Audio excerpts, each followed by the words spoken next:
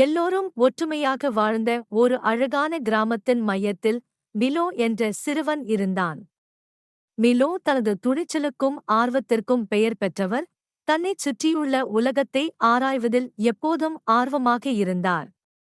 ஆனால் கிராமத்தில் யாரும் செல்லத் துணியாத இடம் ஒன்று இருந்தது. அதுதான் விஸ்பரிங் காடு.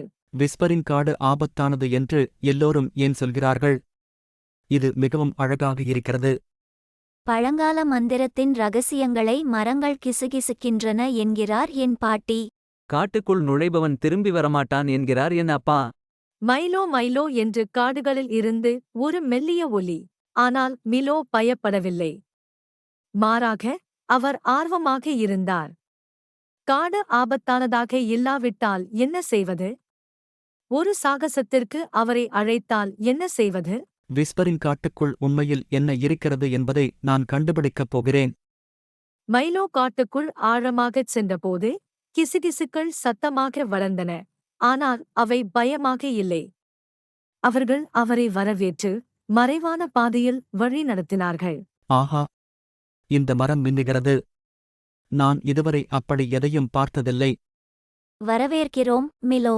விஸ்பரங் காடுகளின் உண்மையை வெளிக்கொணர நீங்கள் தேர்ந்தெடுக்கப்பட்டுள்ளீர்கள். அந்த மரம் மைலோவிடம் காடுகளின் உண்மை தன்மையை கதைத்தது. நீண்ட காலத்திற்கு முன்பு காடு ஒரு மந்திர பாதுகாவலரால் பாதுகாக்கப்பட்டது. ஆனால் பாதுகாவலர் வெளியேறியதும் காட்டின் மந்திரம் மங்கத் தொடங்கியது. கிசுகிசுக்கள் ஆபத்து அல்ல, ஆனால் உதவிக்கான அழைப்பு. மைலோ, இந்த காட்டின் மந்திரத்தை மீட்டெடுக்க உங்களுக்கு தைரியமும் இதயமும் இருக்கிறது. ஆனால் விஸ்பரிங் குகைகளுக்குள் மறைந்திருக்கும் இழந்த கார்டியன் ஸ்டோனை நீங்கள் கண்டுபிடிக்க வேண்டும். நான் நிறைவேற்றுவேன். நான் கார்டியன் ஸ்டோனை கண்டுபிடித்து மந்திரத்தை மீண்டும் கொண்டு வருவேன். புதிய உறுதியுடன் பழங்கால கிசுகிசுக்களால் வழிநடத்தப்பட்ட காடு வழியாக மிலோ பயணித்தார். கார்டியன் ஸ்டோன் மறைத்து வைக்கப்பட்டிருந்த விஸ்பரிங் குகைகளை அவர் அடைந்தார். நான் விடமாட்டேன். காட்டிற்கு நான் தேவை. இறுதி நம்பிக்கையுடன் மிலோ கார்டியன் ஸ்டோனை அடைந்தார். அவர் அதைத் தொட்டபோது கல்லின் வெளிச்சம் பிரகாசமாக வளர்ந்தது. மேலும் ஒரு மந்திர அலை காட்டில் பரவி அதன் பழைய அழகை மீட்டெடுத்தது. நான் செய்தேன். மந்திரம் திரும்பியது.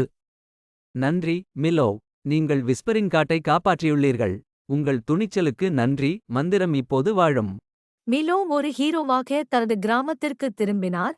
ஆனால் மிக முக்கியமாக அவர் புதிய நண்பர்களை உருவாக்கினார் மற்றும் ஒரு காலத்தில் காடுகளை பாதுகாத்த மந்திரத்தை மீண்டும் கொண்டு வந்தார். விஸ்பரின் காடு ஆபத்தான இடம் அல்ல, இது ஒரு ஆச்சரியமான இடம். இப்போது அது அனைவருக்கும் பாதுகாப்பானது.